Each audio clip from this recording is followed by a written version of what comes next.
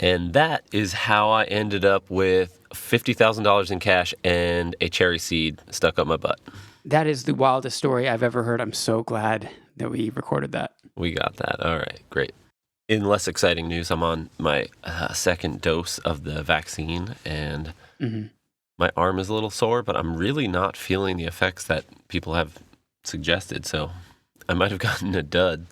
How long does it take? Like, is it maybe too soon to feel the after effects? Most people said, because I asked a little group of pals because I was going to ride my motorcycle there, and I didn't want that to be dangerous, but most people said it took like 6 to 12 hours to kick in. I see.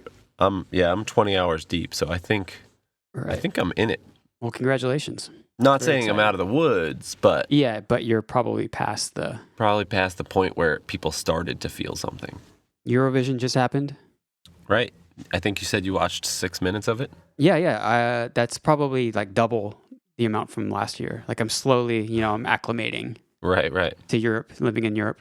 As a local, what's the vibe on the ground? Because is it like American Idol where it's like the dumbest shit, but a lot of people watch it because a lot of people are dumb? Yeah, definitely. And, there's like the Olympic-style national pride element. Oh, yeah, okay. There's a judge vote and there's an audience vote. And you can't vote for your home country. You have to vote for someone else. Right. That makes sense. I like that. The amazing outcome of that is that England consistently gets no votes. They literally got 0 votes. Are they the closest thing to Americans that Europeans have? Yeah, that's kind of the vibe that I get. In local news, I am in escrow on my house. Oh, wow. That was fast. Or was that not fast? It was sort of fast. We're in the hurry up and wait period now, where they just people you don't know who are doing things and you don't know what they're doing or doing things and they need time somehow. So that means you're going to be one step closer to being a professional poker player. This is correct. Although I think I'm going to find the war table, because I definitely was playing a show in Vegas at one point and passed a table and they were playing war. And I was like... I think I might have shown that to you. Oh, maybe. Because I remember being fascinated by that when I was I went there for my 22nd birthday. Sick. Can we take a moment and discuss this? It's not that exciting of a story. One of my very close friends from high school, his name is Nick. He and I have the same birthday. Okay. And he lived in western Colorado and I lived in eastern Kansas. And we were, drifting apart. So we're like, hey, let's spend this birthday together, because he was turning 21 and I was turning 22. Right. So we just did that thing where we got crazy cheap flights and a hotel room for $30. Mm-hmm. And we just got wasted and played video blackjack. No hangover moments?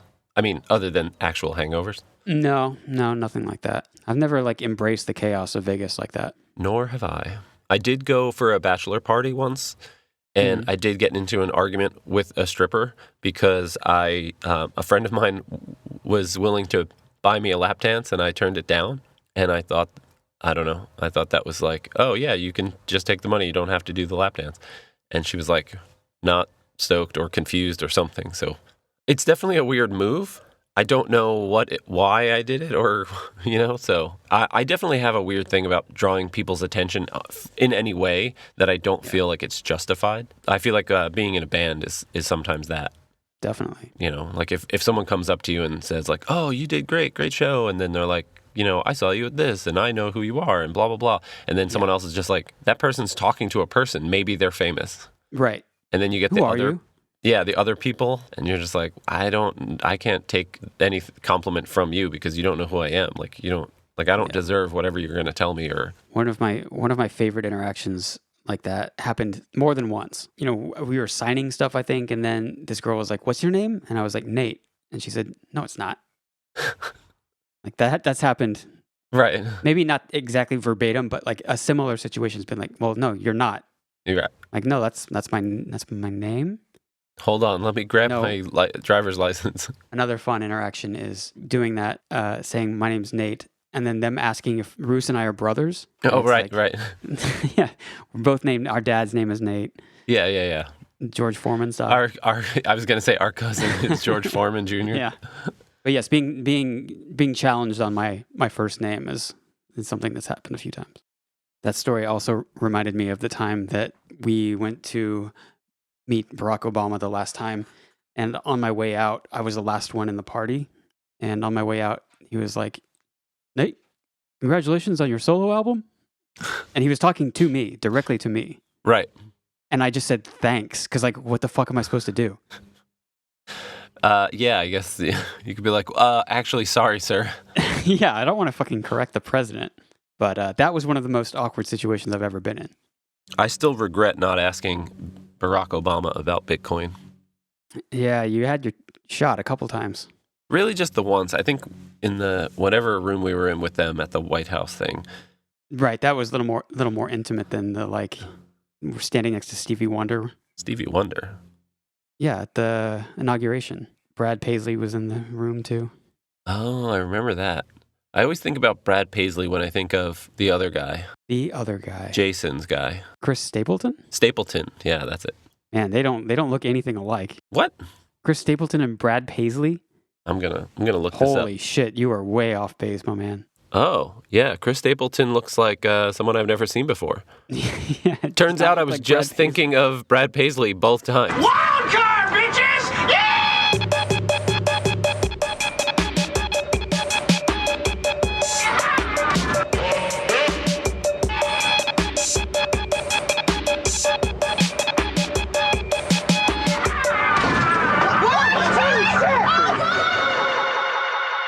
Cool.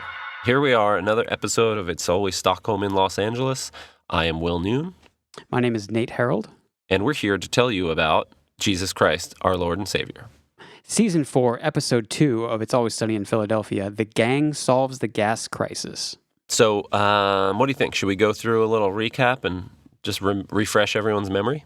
Let's crack that egg. We start out in Patty's Pub. Charlie is improvising a bit on the bar budget. He thinks electricity is too expensive, so he has been running the bar on a gas generator for a week. Mac and Dennis confront him about how this is not a great idea. Mac says that he is the one that should be making the decisions since he's the brains. Dennis is the looks, and Charlie is the wild card, which is something they all immediately love. So Mac's plan, as the brains, is to borrow a bunch of money, buy gasoline, wait a year, and then sell it for a profit. Simple. While they're prepping this idea, Dee and Frank enter the bar and they ask for Dennis's help to frame Bruce Mathis and getting their inheritance back. Dennis says no because Dee has mentioned her plan might or might not involve eliminating him/killing him. To enact their plan, the boys end up at a bank, and they're extremely frustrated when the loan officer doesn't think it's a good plan. She's not really impressed by the buxom women on Dennis's chart.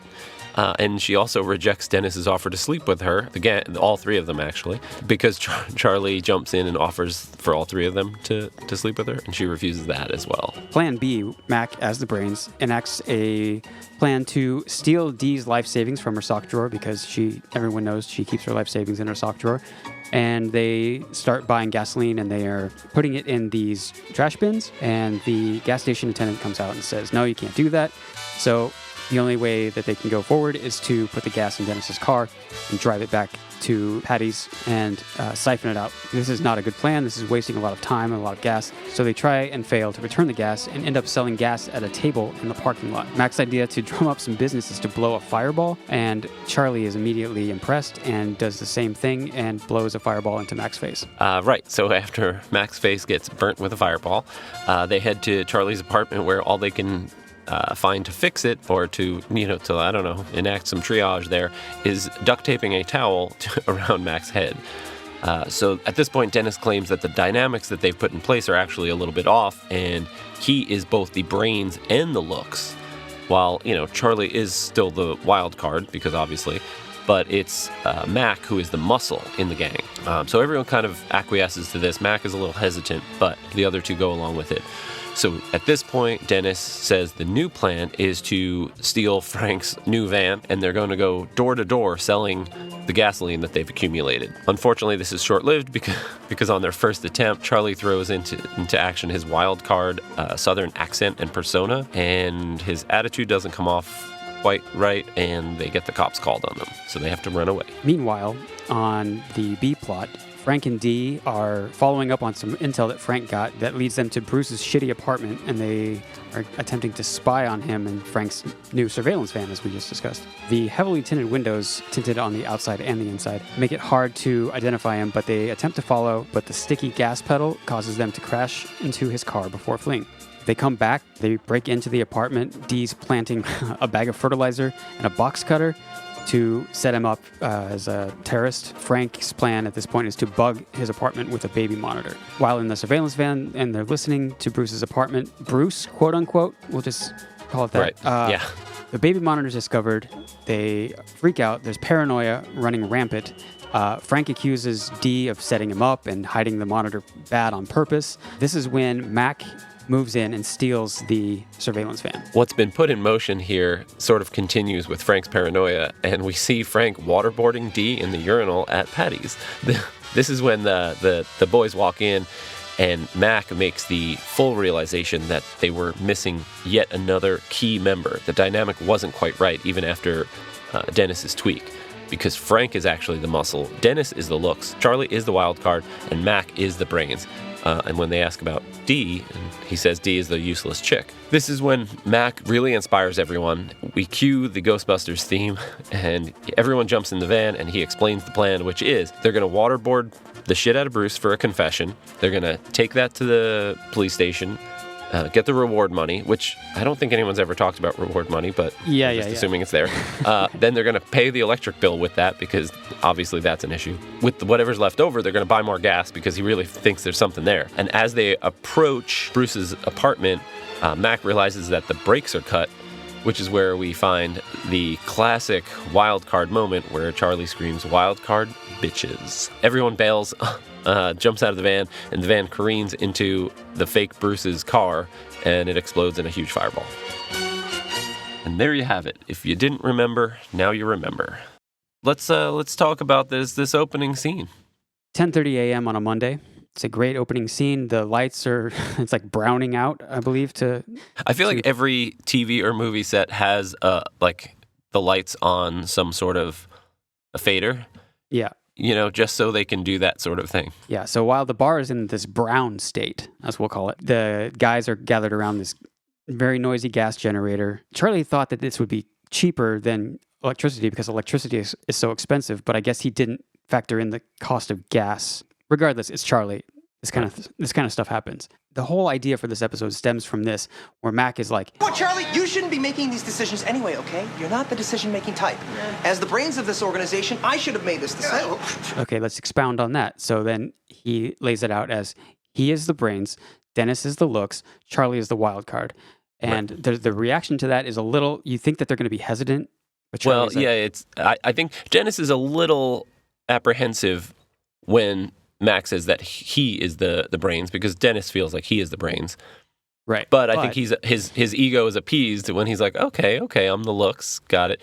But Charlie's reaction to being told he's the wild card is amazing, because I forget exactly what he says, but I think he says, "Oh, that's awesome. Yeah. Yeah, it's a classic fake out. But it's also a classic, like, appealing to the vanity, which is something we talk about basically every episode. Yeah, it's very Dennis and which leads to a great explanation from Mac where he talks about this classic formation. Brains, looks, wild card. The A-team, Scooby-Doo, and the one that clinches it, the Ghostbusters. Ghostbusters, which is that true? I guess. Okay, I was going to talk about this too. There's 4 Ghostbusters. Right. So obviously, what's his face is the wild card. There's 4 A-teamers. Well, yeah, because we later get into the realize that they missed it. They made the mistake of not having the muscle, the brains. Anyway, but I was just curious about the other ones make sense. I mean, obviously, the A-team is like the most definitive way to look at it. Yeah. That's just ridiculous. Yeah. Like, everybody has their very strict role. Yeah, it's like a literal... Scooby-Doo, I don't think it's as distinct, because Scooby and Shaggy, they seem like the wild cards. Yes. I guess the dude with the white shirt and the fucking ascot or whatever, like the neckerchief... Yeah. He's like the looks. Like the chick with the glasses is probably the brains. Velma is the brains, yeah. Do they have muscle? Which leaves us with a useless chick. Oh, so they are lacking muscle. Right. Unless Scooby is the muscle. Unless you split up Scooby and Shaggy. Yeah, Scooby could be the muscle and Shaggy is the wild card, or vice versa. Let's go with that for the sake of the argument. Okay, so in that case, they work. Obviously, A-Team is just definitive, like, classic. But Ghostbusters. Okay, Egon is the brains. Which one's he? The nerd. Oh, he has glasses. Right. Yeah. Who's not Dan Aykroyd? Who's the funny guy that's weird? He's in like Caddyshack and stuff. Bill Murray. Bill Murray. He's the wild card. Wild card. Okay. Then you have who else? Dan Aykroyd. Okay. What is he? Is he the muscle? And then the black guy's the face? It's been too long since I've seen this. And then you throw Rick Moranis? Because he becomes a Ghostbuster, right? After they like capture him? Right. Okay, well, maybe we're getting a little too detailed in this. Regardless. I just wanted to point out that I think the other ones work pretty well. I think this one kind of falls apart, personally. Yeah, which is interesting because this is the one that like sells it. Yeah, which I don't know if this is on purpose, but that makes sense to me. The one that makes the least sense is what locks them all in, yeah. So after Mac makes his argument and wins everyone over, he does the like the plowing the asses thing, which is, oh my God, the best speech. A very common speech that he does. Yeah. So the oil companies and the gas companies, they've been plowing us in the ass for years. But it involves pulling up our bootstraps, oiling up a couple of asses, and doing a little plowing of our own. Yeah. And then we have the title card. Yeah. So the name of the episode is The Gang Solves the Gas Crisis. Right. What gas crisis? Are they talking about they're spending too much money on gas in the generator? Is that the crisis? I guess that is the crisis. Also, yeah, I think gas prices were just very high, so there seemed to be a gas crisis. I don't think there was solving that by what they were doing. When I hear gas crisis, I think of things where there's a gas shortage. Right. Cars lined up around the shortage block. And high prices. Yeah, I think it's their personal gas crisis. Yeah, it's a personal crisis. Okay. So who directed this one? This episode is directed by the Shack is Back, Matt Shackman. Matt Shackman. Written by Charlie Day, Sonny Lee, and Patrick Walsh. Those sound like new names. Yeah, I think they are. But I mean, yeah, the Charlie Day makes sense because he probably has the most fun in this episode. Yeah, he's great. Although he is kind of like inconsequential. I mean, obviously consequential, but he's very like dancing around as the wild card, not really moving the plot along, except the very, very end. So we've got some alliances, as we always do. Mm-hmm. This one I think is great because it's the boys versus the daddy-daughter team, except at the end when they all join together. The Dee and Frank alliance. Last week we talked about the Dee-Charlie alliance and how like they tend to encourage each other and they work each other up. Right. And, you know, they kind of have like a unified front, even though like it doesn't always go smooth, but like, you know, they work relatively well together. Yeah, they're like team players, yeah. Dee and Frank, it just makes you realize how much they hate each other. Yeah, there's definitely some animosity there for sure. Yeah, like when they go steal the dog and they're just like yelling at each other the whole time and things maybe don't go super well. Their fake relationship is just doomed from the get-go. Yeah. When they're trying to convince Bruce that they're engaged to be married. Or Frank is trying to slut her up for the comptroller. Dee fires him. Yeah. In that. And then I'm thinking of like is it the mortgage crisis episode where they go into business together and Frank takes a huge loan in her name and they're right. Selling like the shop vacs and knives. Yeah. Which just goes miserably as well. Yeah, it's a pretty consistent theme is that they do not work well together. It seems like a last resort kind of thing. She is begging Dennis to join their team. Should we talk in detail more about when she's explaining her issue? She sees that Bruce I keep saying Bruce, and I've said it almost Bruce Mathis is giving away like all of their inheritance that Barbara gave to him right. To a Muslim cultural center, and she's really pissed because that's her money. And, you know, everyone's like, wait a second, Frank earned it, and Dennis should inherit it just as much as she should, but she slips and mentions that she had the plan to eliminate all of the other people so that she was the sole remaining heir. Mom gave all of our money to Bruce. You were never going to get it anyway. Oh, no, I was. See, I had a plan. I was going to eliminate everybody else and be the only surviving heir, so help. Yeah. Whoops. And Dennis does not take kindly to that. He says, "Oh, right. You want me to help you after you just admitted to trying to kill me. Pass. Super pass. Uber pass." Uber pass. She also, I want to mention her interactions with Frank, her interactions here with Dennis. She is so good in this episode. She is. She is wonderful. once again like proving her prowess, and I think I'm just super impressed. Yeah, she lets it slip when she's talking to Dennis, and she also lets it slip when she's talking to Frank.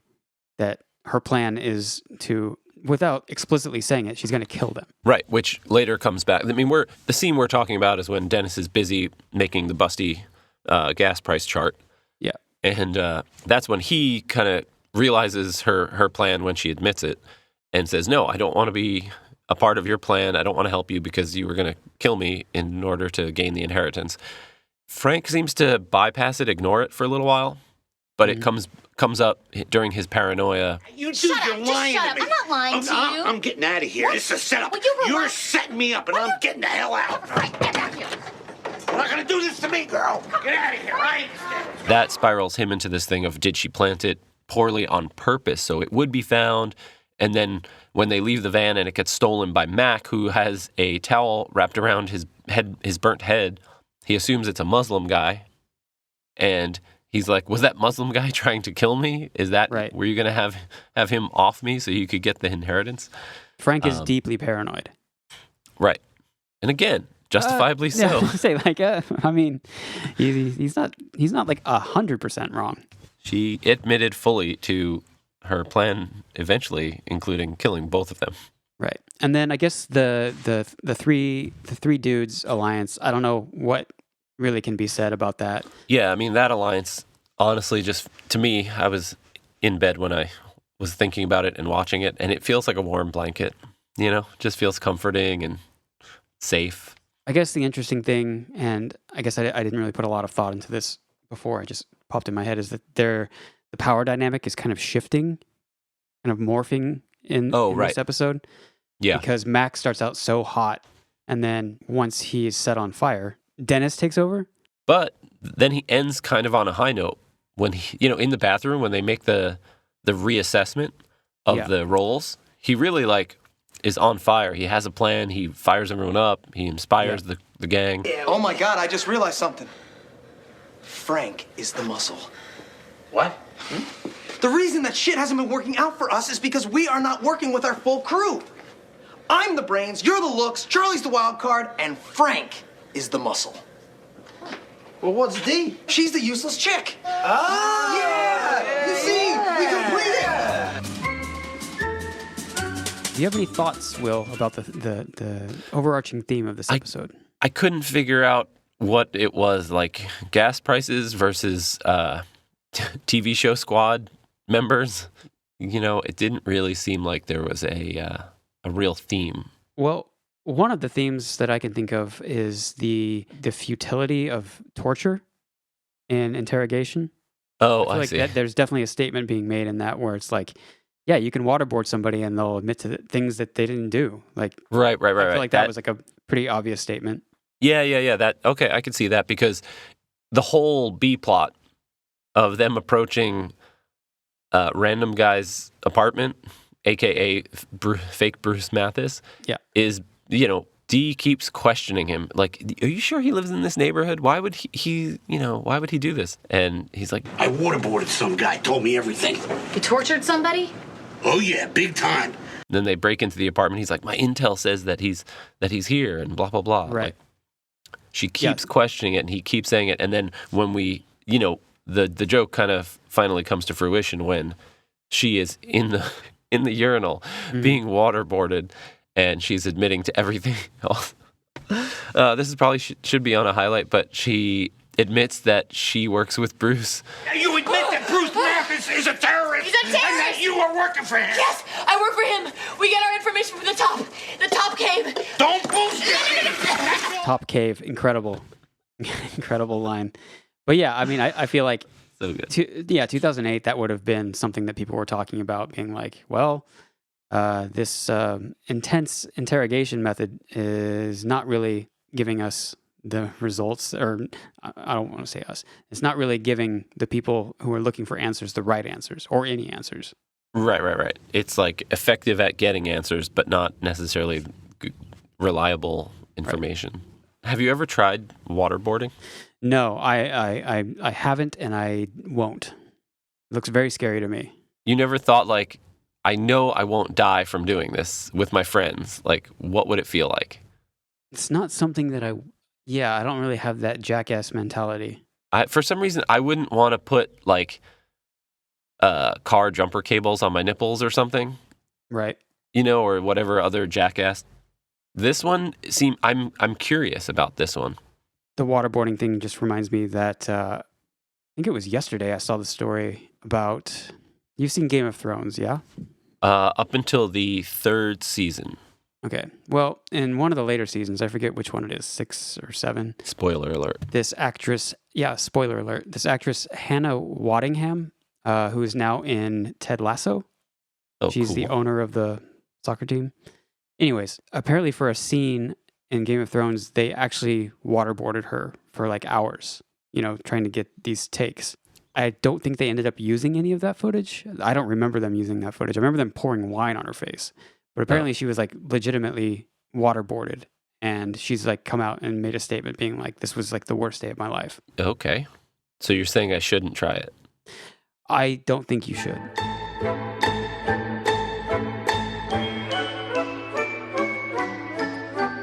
Are there any highlights of the show that you'd like to talk about? The overarching D saying she's going to eliminate everyone else is a very funny bit. So when you say eliminate, you mean you were going to kill me? I don't know. No, yes. Maybe I was going to. Maybe I was. The point is moot now. So can you please help me out here? So you were planning on killing me? Oh my God, Listen. So good. I love that it comes up twice about the 2 people that she was planning on rubbing out. Right. They did a good job layering that and spacing it out. Charlie in general, but maybe more specifically him attempting to do the Wildcard face. I don't know. It's a very dumb thing, but it was very funny, and he made some great faces. That was my wild card face. Yeah, All right. What message are you trying to send with that? Really? Was it not a good one? Well, so what if it's more like And you want him to think that you're going to take a dump? Or... Seriously? That's what it looks I just like? don't know what message you're trying. Great faces, but my favorite part of that is when he gets to the end and says, well, I'm going to go look in a mirror because I feel like what I'm doing is not really what you're reacting. I got to take a look at this. And then Max says, as the brains of the operation, I feel like I should supervise this. Yeah. A very incredibly obvious highlight are the fireballs. Yeah. How do you think that went down? Like, can so many people do that I don't know? Like, I've never seen a human do that wasn't like on a Cirque du Soleil stage or something. Okay. I thought that was a special effect. I don't think that was real. You don't think that was real? But I don't know. I was going to talk to you about this. I'm glad we're talking about it now. I didn't even think that it could be. Especially Charlie's. Okay, let's work this out in our heads. So Okay. Mac dips his hand into the trash can. Yeah. Puts the liquid in his mouth. Yeah. Blows the fireball right over the open trash can of gasoline. Yes. Okay. But here's a few things that I want to point out. Okay. 1, I don't think that's gasoline. 2, Okay. 2, there's a cut in between. Oh, there is. Okay. I'm pretty sure because I was like kind of like, I mean, I didn't like rewind to confirm, so I could be wrong. Drop a note in the comments if I'm wrong. But I think there's a cut. So I think he dips his hand into a garbage can full of water, puts the water in his mouth, and then they cut, and he's like ready to blow the fireball. Okay, I could see that. But with Charlie, there's not a cut. He just spits it out. Oh. Because that was the one I was really paying attention to. That one, yeah. I guess I assumed one thing was a fake cut kind of thing, and then I assumed the next one would be as well, so I wasn't paying as much attention. Like, yeah. Yeah, I just started thinking of all the like practical things that would have to go into that, like insurance for the producer, creator, writer, star of the show to be spitting fireballs. I mean, I don't know. I guess in my brain, same thing with watching them or listening to them rather, all of them except Glenn, on Dax's podcast.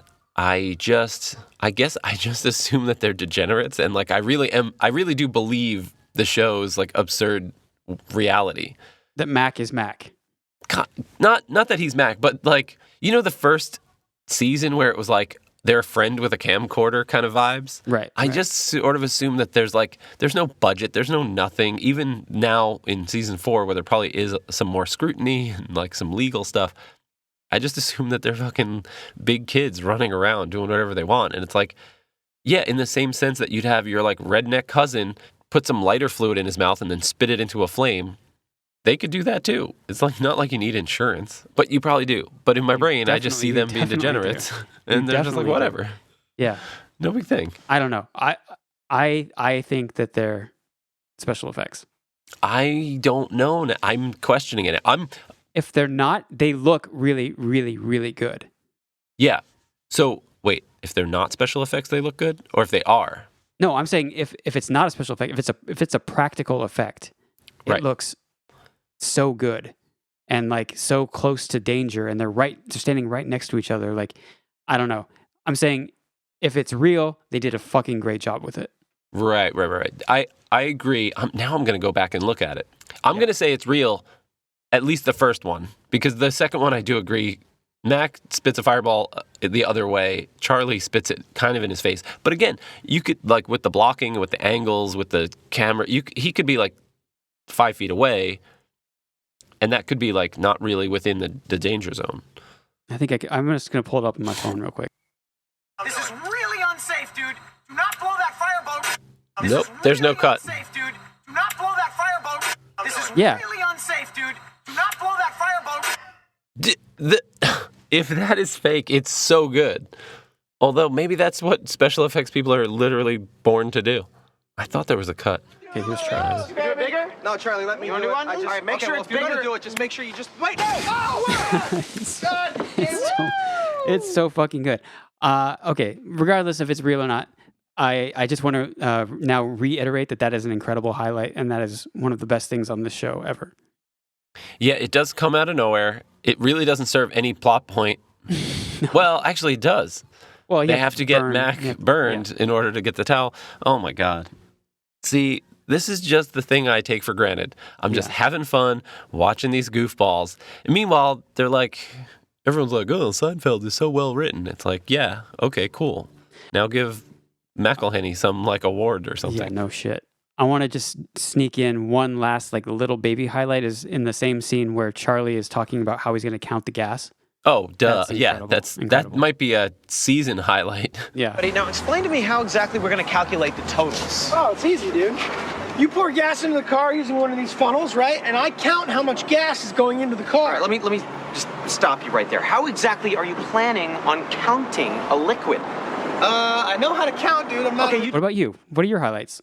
Yeah, the highlights for me literally would just be going scene by scene and talking about all of it. Again, like the concept of Frank's overly tinted van. I can't see shit. Why would you tint the inside of the windows? I don't want anybody to see in. We can't see out, Frank.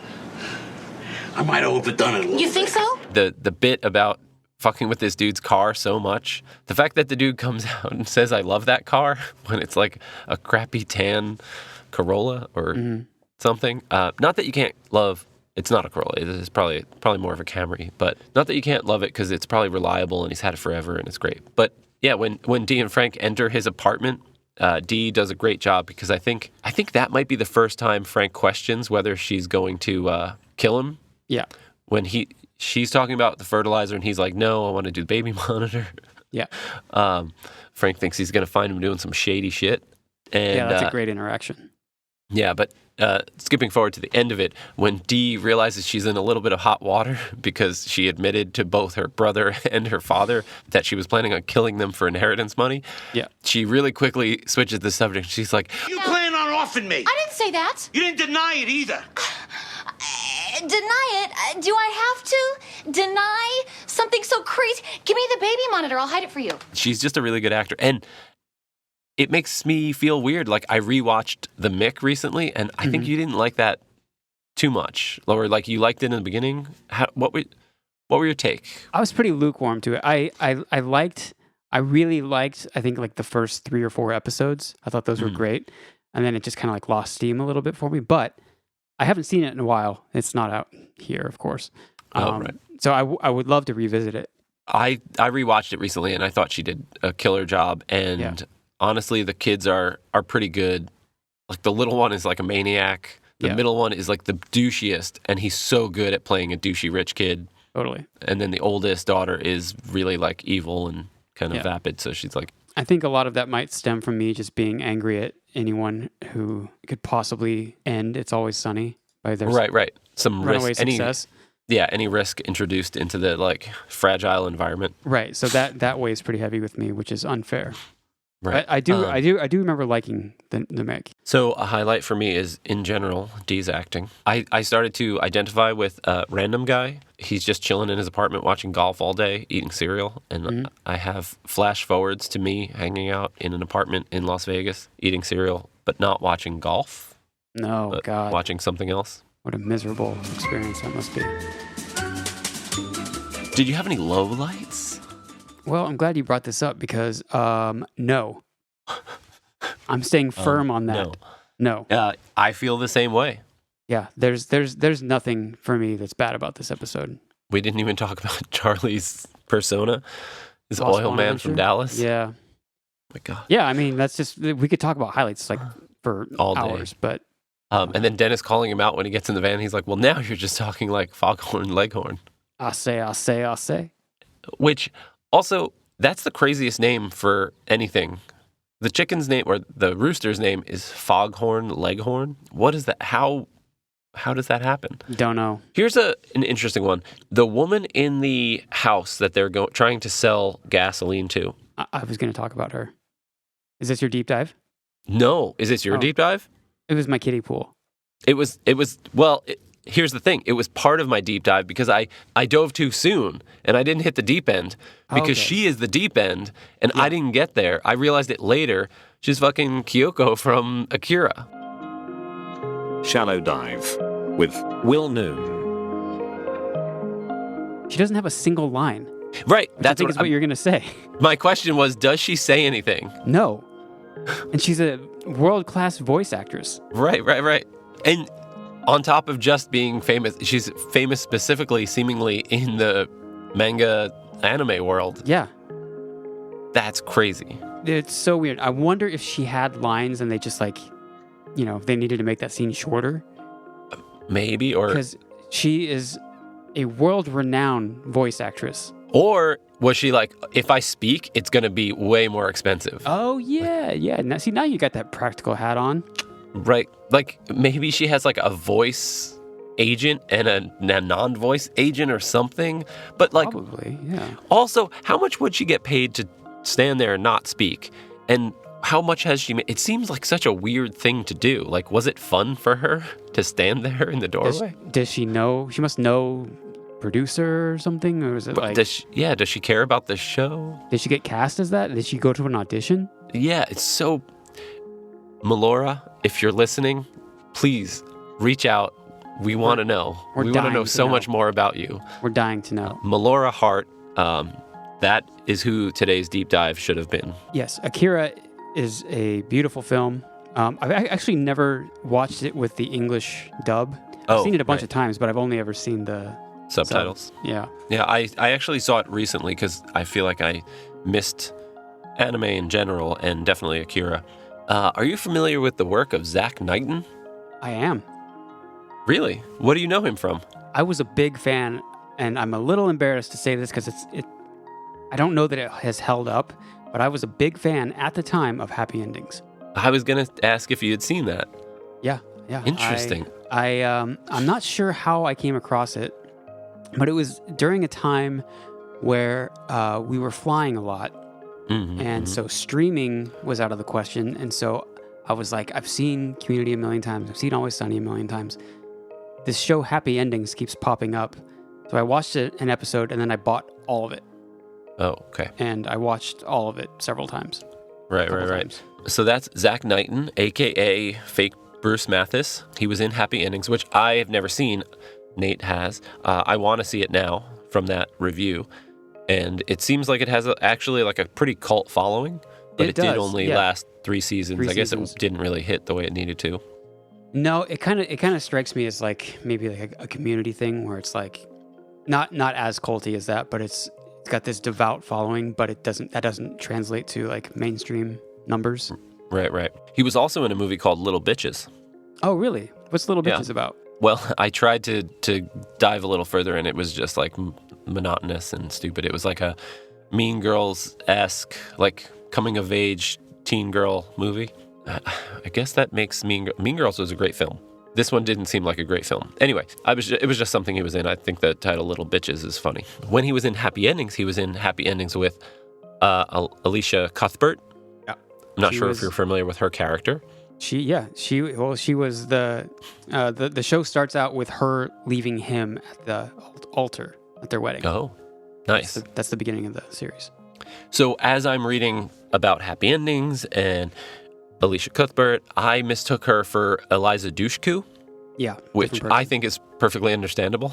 Sure, and in the spectrum of Will Noon, yes, it is. Yeah, so that's why I got excited. It was like, oh, Alicia Cuthbert, cool. So let me see what she's up to. I knew her from The Girl Next Door. Uh-huh. I'm not sure if you're familiar with that film. Yeah. She's a porn star that lives next door to a nerd. Yeah, teenage high school nerd. She's a porn star that moves in next door somehow in the suburbs somewhere, and blah, blah, blah. She helps him become cool. But the important part is that movie has the quote, "Is the juice worth the squeeze?" And I often reference that. Also, the reason why Alicia Cuthbert is so important is not because of Happy Endings and not because of Girl Next Door. It's because she is Always Sunny royalty. Do you know how? No. She is the daughter of Special Agent Jack Bauer. Oh, of course. And I thought that was very exciting. So that was my tie back with Always Sunny. That is the deep dive on Zach Knighton, a.k.a. Alicia Cuthbert, a.k.a. not Eliza Duku. You're going to pay for all the Jedi that you killed today, Dooku. Dushku. And just to put a bow on that, Zachary Knighton does come back in season 9. Right. As, again, random guy. Not Bruce Mathis, mistaken for Bruce Mathis. Oh, they mistake him that time too? Yeah. Mac reaches out to him thinking he's Bruce Mathis and says, hey, your children. Yeah. Very well done. Very well done. And that episode obviously ends in like an insane thing where they set the apartment on fire and board the door shut. So he might be dead at this point, I guess. We know Cricket and Bill survived. Yeah, Zachary Knighton comes back in season 9. We hope he comes back in season 15, which they're filming right now. Which I was hoping to swing by, but... They weren't doing exterior patty shots? Yeah, no exterior patty shots. Yeah, let's put a bow on this thing. Nate, are you finally going to give up the A+? Are you going to give up your A card? Here it is, ladies and gentlemen, and it's an A+. It's an all-timer. Fanfare. I don't know when it came out, but Rolling Stone did a ranked Always Sunny list. Oh, shit. And there are 2, technically 3 episodes from season 4 in the top 5. Yeah, this is just a great episode. I mean, just the Wildcard bitches moment when you don't know it's coming is massive. It is the weirdest move that any Wildcard could make, yet so in character. Yeah, I mean, the special effects in this episode are incredible. The fireballs and then random guy's apartment exploding or the windows shattering. Yeah. Really cool, like really well done. The D. Frank alliance, the 3 guys, like a warm blanket alliance, as you said. Yeah. Approved by both Always Stockholm in Los Angeles as well as Rolling Stone magazine. Who do you trust more? I don't know. That's not for me to speculate. That's not for anyone to know. But I give it an A+ as well. Give me fuel, give me fire, give me that which I desire. And if you'd like to hear more of our grading systems, feel free to like, subscribe, and follow and rate and review on, let's say, Spotify, let's say Apple Music, something called Dweezer, which we've never heard of before. Deezer. Geezer? Geezer Butler? No, Dweezer. You were right the first time. Weezer. Weezer. Listen to Weezer. Somehow our podcast is on their album, I think. Their new album is coming out. It has our podcast. Yeah, that's right. It's great. Cross-promotion. It's a great collaboration. Follow us on Instagram at always_Stockholm. Follow us on Twitter at alwaysstockholm. Join our Discord, which I maybe will remember to put in the show notes. All right, Nate, it's been a pleasure. I think we should go. Goodbye, Will. Goodbye, Nate, and goodbye, my children.